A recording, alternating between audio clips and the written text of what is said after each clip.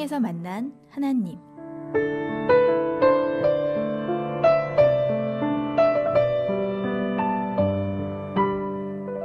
선교지의 상황을 전하려고 합니다.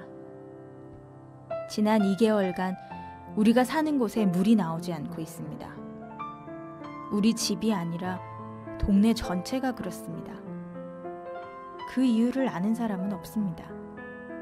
다만 옆집 현지인의 이야기에 따르면 물차로 물을 실어다가 장사를 하는 사람들이 관공서에 돈을 주었기 때문이라고 합니다.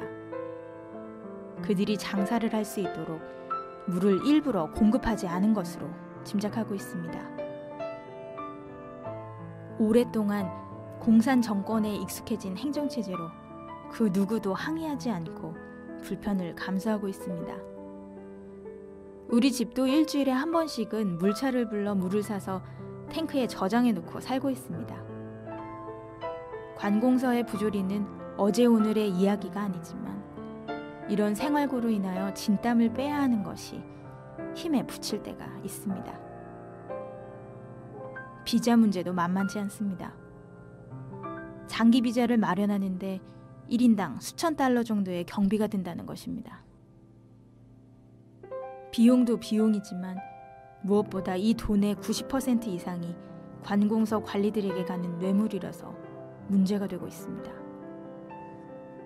지난 3개월간 저는 이 일을 정상적으로 처리하기 위해 직접 관공서에 가서 줄을 서고 동네 동사무소에서부터 병원, 구청, 이민국 등을 분주하게 다녔습니다. 뇌물을 주지 않고 정상적으로 일을 처리하기 위해 겪은 고초가 이루 말할 수 없이 많았습니다. 담당자는 누구나 할 것 없이 계속 뜬금없는 서류를 요구하며 시간을 끌고 계속 서류를 반려시키며 노골적으로 뇌물을 요구합니다.